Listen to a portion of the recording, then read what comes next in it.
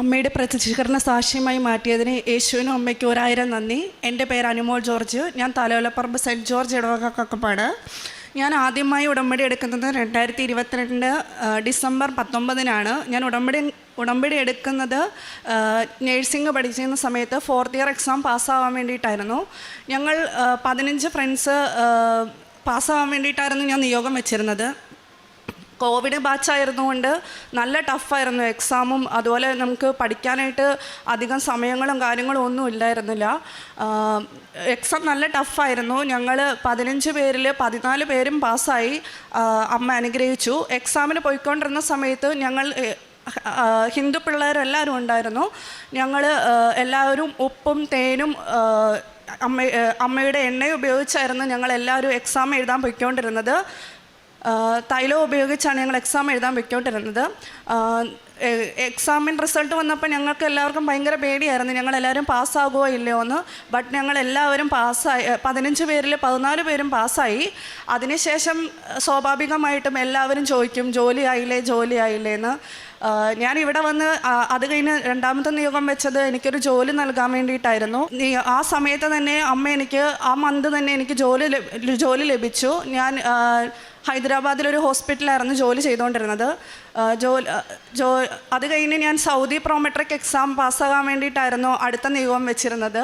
ഞാൻ റിസൈൻ വെച്ചിട്ടാണ് എക്സാമിന് വേണ്ടി പ്രിപ്പയർ ചെയ്തുകൊണ്ടിരുന്നത്. എനിക്കാണെങ്കിൽ എക്സാം ഞാൻ ബാംഗ്ലൂർ പോയാണ് എഴുതിയിരുന്നത്. അപ്പോൾ അടുത്തുള്ളൊരു ഹോസ്റ്റലിൽ തന്നെ ആയിരുന്നു ഞാൻ താമസിച്ചിരുന്നത്. ബാംഗ്ലൂർ എക്സാം എഴുതാൻ പോകുന്ന സമയത്തും എക്സാം നന്നായിട്ട് പ്രിപ്പയർ ചെയ്തിരുന്നെങ്കിലും അവിടെ ചെല്ലുമ്പം നമുക്ക് നല്ല ടെൻഷനായിരുന്നു. എക്സാം പാസ്സാവുമോ, എങ്ങനെയായിരിക്കും ക്വസ്റ്റ്യൻസ് ഒന്നും അറിയത്തില്ലായിരുന്നു.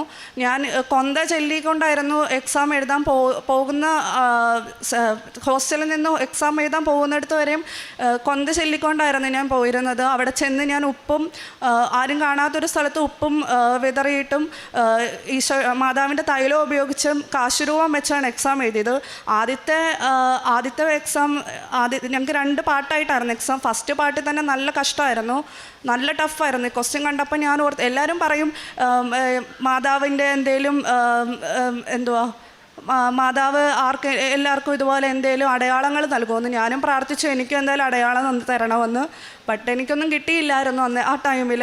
പക്ഷേ ആകെ കിട്ടിയതെന്ന് പറഞ്ഞു കഴിഞ്ഞാൽ ഗ്രേ കളർ ഡ്രസ്സിട്ട ആൾക്കാരായിരുന്നു അവിടെ മൊത്തം ഉണ്ടായിരുന്നത്. അപ്പം തന്നെ ഒരു വിശ്വാസം ഉണ്ടായിരുന്നു മാതാവ് കൂടെ ഉണ്ടെന്നും. 2ാം പാർട്ട് വന്നപ്പോഴും ഇതുപോലെ തന്നെ നല്ല ടഫായിരുന്നു. എക്സാം കിട്ടുമോ ഇല്ലയോ എന്ന് എനിക്കറിയത്തില്ലായിരുന്നു. അച്ഛനെപ്പോഴും പറയുന്ന പോലെ not by merit but by grace ആയിരുന്നു. എക്സാം റിസൾട്ട് വന്നപ്പോൾ ഞാൻ പ്രാർത്ഥിച്ചതെന്ന് എനിക്ക് കറക്റ്റ് മാർക്ക് തരുന്ന അനുഗ്രഹിക്കണമെന്നായിരുന്നു. കറക്റ്റ് മാർക്ക് നൽകി മാതാവ് എന്നെ അനുഗ്രഹിച്ചു. എക്സാം പാസ്സായി കഴിഞ്ഞ് 2 ദിവസത്തിനുള്ളിൽ ഇൻ്റർവ്യൂവിന് വേണ്ടി ഇങ്ങനെ കാത്തിരുന്ന സമയത്താണ് എൻ്റെ ഒരു ഫ്രണ്ട് പറഞ്ഞത് ഇതുപോലെ ഇൻ്റർവ്യൂ ഉണ്ടെന്ന്. ഞാൻ ഇൻ്റർവ്യൂ അറ്റൻഡ് ചെയ്യാനായിട്ട് ഇതുപോലെ ഒരു ഏജൻസിയിൽ പോയിരുന്നു. ഞങ്ങൾ 3 പേരായിരുന്നു പോയിരുന്നത്. അവിടെ ഇൻ്റർവ്യൂ അറ്റൻഡ് ചെയ്യാൻ ഏജൻസി ചെന്നപ്പോൾ തന്നെ അവിടെ ഒരു മാതാവിൻ്റെ സ്റ്റാച്ചു ആണ് ആദ്യം കണ്ടിരുന്നത്. എനിക്ക് അത് കണ്ടപ്പോൾ തന്നെ നല്ലൊരു സമാധാനമായി. ഫസ്റ്റ് ടൈമായിരുന്നു ഇൻ്റർവ്യൂ അറ്റൻഡ് ചെയ്യാൻ പോകുന്നുണ്ട്. എനിക്കൊരു കോൺഫിഡൻസ് ഒന്നും ഇല്ലായിരുന്നു അവിടെ ഇൻ്റർവ്യൂ അറ്റൻഡ് ചെയ്യാൻ പോകാൻ വേണ്ടിയിട്ട്. ഞാൻ ഇൻ്റർവ്യൂ അറ്റൻഡ് ചെയ്യാൻ പോകുമ്പോഴും എന്താണ് പറയണത്, എനിക്ക് ഒന്നും കിട്ടാൻ നല്ല ടെൻഷനായിരുന്നു. അവിടെ വന്നിരുന്ന ഭൂരിഭാഗം പേരും 1-2 തവണ ഇൻ്റർവ്യൂ അറ്റൻഡ് ചെയ്തുള്ളവരായിരുന്നു.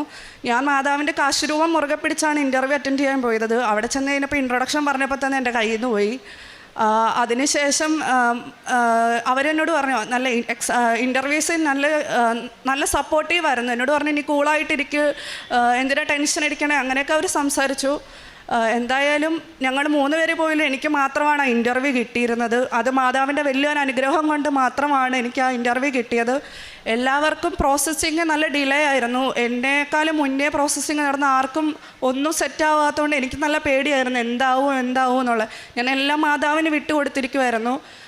പക്ഷേ 1.5 മാസത്തിനുള്ളിൽ എൻ്റെ പ്രോസസ്സിങ് എല്ലാം നടന്നു. 1 വർഷം നടക്കേണ്ട പ്രോസസ്സിങ്ങാണ് 1.5 മാസം കൊണ്ട് എൻ്റെ പ്രോസസ്സിങ് നടന്നത്. ഷോർട്ട് ടൈം പീരീഡിനുള്ളിൽ എൻ്റെ എല്ലാ കാര്യങ്ങളും നടന്നു. ഈ വരുന്ന തിങ്കളാഴ്ച ഞാൻ സൗദിക്ക് പോവുകയാണ്. പിന്നെ മൺഡേ ഞാൻ പോകുകയാണ്. മെഡിക്കൽ വന്നപ്പോഴും അതുപോലെ വിസയ്ക്ക് പോയപ്പോഴെല്ലാം നല്ല പേടിയായിരുന്നു, കിട്ടുമോ ഇല്ലയോ എന്ന്. മെഡിക്കൽ പോകുന്നവർ കൂടുതലും പേരും പറയുന്നത് ആർക്കും മെഡിക്കൽ കിട്ടുന്നില്ല, അങ്ങനെ ഇതായിരുന്നു. ഞാൻ കാശ് രൂപം വെച്ചാണ് മെഡിക്കലിന് പോയത്. എല്ലാം വിശ്വാസ പ്രമാണം ചൊല്ലിയാണ് ഞാൻ മെഡിക്കലിന് ഓരോ ടെസ്റ്റ് ചെയ്തപ്പോഴും കാശ് രൂപം വെച്ചാണ് ഞാൻ പോയിരുന്നത്. മാതാവിൻ്റെ അനുഗ്രഹത്താൽ എനിക്ക് മെഡിക്കലും കിട്ടി, വിസയും കിട്ടി. ഈ മൺഡേ ഞാൻ സൗദിക്ക് പോവുകയാണ്. എനിക്ക് മാതാവ് തന്ന എല്ലാ അനുഗ്രഹത്തിനും നന്ദി. കാരുണ്യപ്രവൃത്തിയായി ഞാൻ ചെയ്തത് എല്ലാ ദിവസവും ഞാൻ കുർബാനയ്ക്ക് പോകുമായിരുന്നു. മെയിൻ കാരണം എനിക്കാകെ മടിയായിരുന്നു രാവിലെ എണീറ്റ് പള്ളിയിൽ പോകാനൊക്കെ. പിന്നെ ഞാൻ എല്ലാ ദിവസവും ഞാൻ പള്ളിയിൽ പോകാൻ തുടങ്ങി. രണ്ടാഴ്ച കൂടുമ്പോൾ കുമ്പസാരിക്കാൻ തുടങ്ങി. ജപമാല തന്നെ നിന്ന് ചെല്ലുമായിരുന്നു. കുടുംബ പ്രാർത്ഥനയിൽ പങ്കാളിയാകുമായിരുന്നു. അതുപോലെ തന്നെ വചനം എഴുതി പ്രാർത്ഥിക്കുമായിരുന്നു. എനിക്ക് ആ ശീലമൊന്നും ഇല്ലായിരുന്നു. ഉടമ്പടി എടുത്തതിലൂടെ ഞാൻ എല്ലാ ദിവസവും വചനം എഴുതി പ്രാർത്ഥിക്കുമായിരുന്നു. എനിക്ക് ഒരു വചനപ്പെട്ടിയിൽ നിന്ന് ഒരു വചനം എടുത്ത് അതെഴുതി പ്രാർത്ഥിക്കുമായിരുന്നു. അതുപോലെ തന്നെ പ്രേക്ഷക പ്രവർത്തനമായിട്ട് പത്രം ഇവിടുന്ന് മേടിച്ച് മെഡിക്കൽ കോളേജുകളിലും വഴിയോരങ്ങളിലും എല്ലാം കൊടുക്കുമായിരുന്നു. രോഗി സന്ദർശനം നടത്തി. പിന്നെ ഭക്ഷണപ്പൊതി കൊടുക്കുമായിരുന്നു. ആഴ്ചയിൽ ഒരു ദിവസം കോട്ടയം ഇങ്ങനെ ഭക്ഷണം കിട്ടാത്തവർക്കായിട്ട് ഭക്ഷണം പൊതിച്ചോറായി കൊണ്ട് കൊടുക്കുമായിരുന്നു. എനിക്ക് ലഭിച്ച എല്ലാ അനുഗ്രഹത്തിനും യേശുവിനും മാതാവിനും 1000 നന്ദി.